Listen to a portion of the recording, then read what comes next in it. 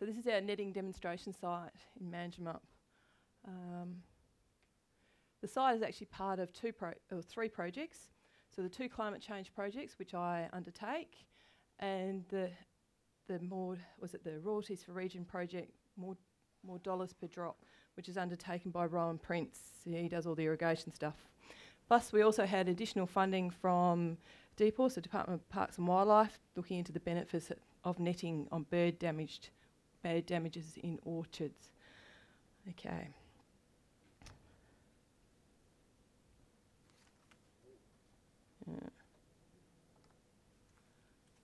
Don't know if that'll work. Okay. All right. So here we have. Nah, that's all right. We'll go on.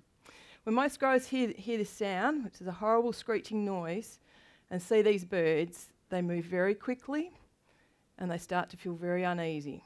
Okay.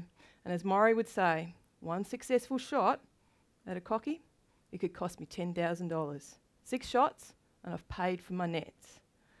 So Bordens and Carnaby's cockatoos are protected species in WA, and a fine of up to $10,000 exists for any of those successful shots. So it's a good driver for growers to actually look at netting quite seriously on their orchards, because they can actually lose up to about 20% of the fruit from these birds.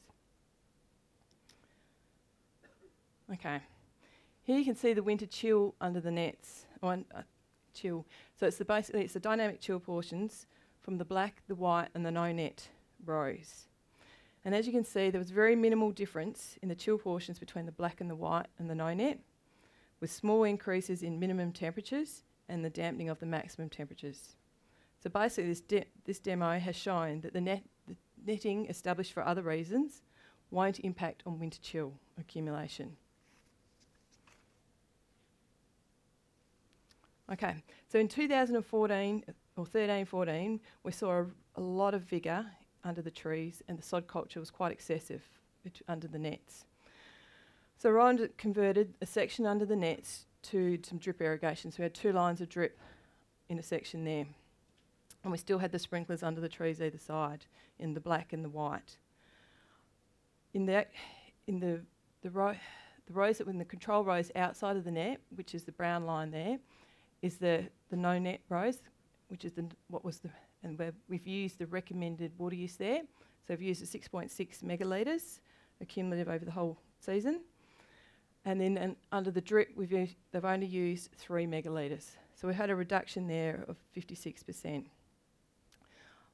You also see there in that graph that the actual grower rows, so the grower practice is actually outside the net as well, and he's actually been able to reduce his water use down to 5.4 below the recommended water use there as well. So basically what we're seeing under the nets in the drip irrigation is that the amount of water use has dropped by half, and we've got a lot less sod culture under there. And we actually believe that we need less of that sod culture now that we've got the netting there, because we're not getting the reflective heat coming through. And this is what we actually saw in January.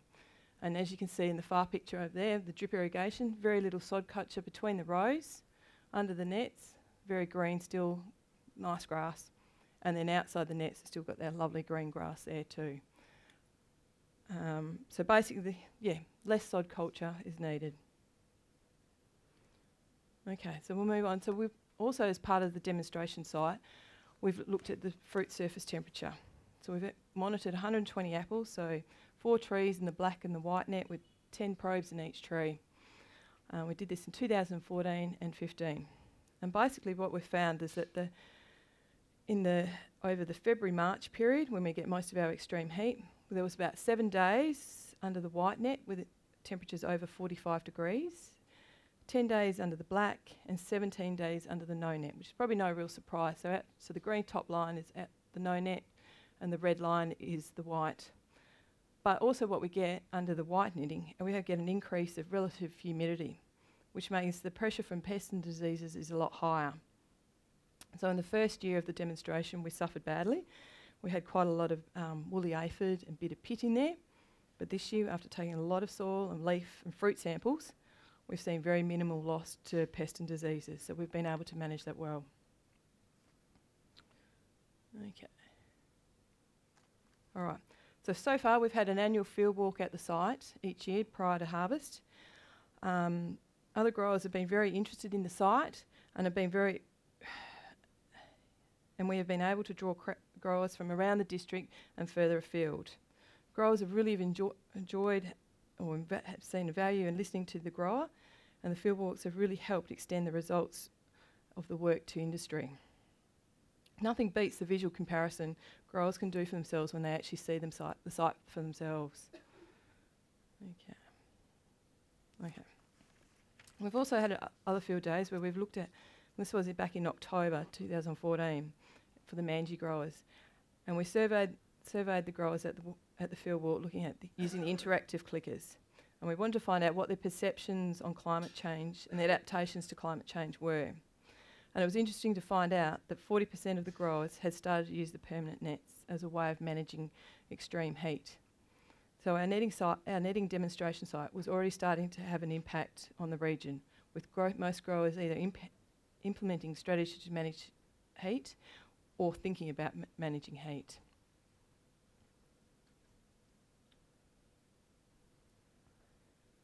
Okay, so as part of the climate change project, we harvest we have 10 trees that are tagged that we monitor right throughout the season, and we harvest each of those 10 trees from each thing. So we've got the black, the white, the drip, the no net, and the grower. Okay, so and we strip pick all at once, so that we get in and out of there before the grower starts picking our apples. Okay, so basically we started on. Well, no, he might alter the numbers. You might be quite right, but anyway. We'll forward a few. Okay. Yep. So basically, we started picking on the 29th of April, and this was obviously based on maturity rather than colour. But the grower actually did 4 picks over the season, with his last pick being on the 27th of May. Okay, because they're obviously picking on colour. So regionally, growers still struggle to get good colour in pink ladies, generally in most years. Unlike this year was a particularly good year for getting colour in the Manjimup district. But under nets, we still need additional help to actually get that colour in the fruit. We saw in the previous season poor colour development, and we were aware of this problem this year, but unfortunately our messages didn't get through and mean that the extendo was laid out earlier. So the reflective mat was actually laid out on the 21st of April, only 8 days prior to harvest. So basically it meant that we had their blush colour was the best actually in the no net and the grower, followed by the drip in the white and the black, and the background colour had 63% of the apples in the black, which had gone past. Well, they were in that F3 to 5, so they were good for where we were, but not good for so much for storing. But overarchingly, there was we just had too many apples on the tree, making colour development hard. And as you can see here, when we actually, if you look at the red numbers there, in the no net we had about 300 apples, average 300 apples per tree over our 10 trees that we monitored, followed by the white with 202, the black at 198. So the drip did fairly well at 209, and then the grower at 167. But you'll see in the actual size of the apple, where they all still hit the 70mm mark where we were aiming for, there's not a big difference with the it's the white hitting 72. So yeah, not a lot of difference in actual size there. And then we come into the yield, and obviously our no net has done exceptionally well, basically because it's based on the actual number of apples. Our fruit sizes were fairly good, with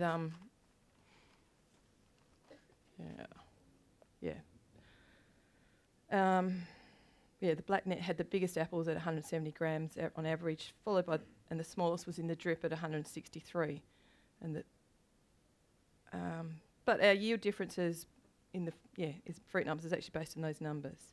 So we've achieved our aim of actually reducing the amount of water under the nets, and for a similar yield. That was all that we were looking at trying to do this year.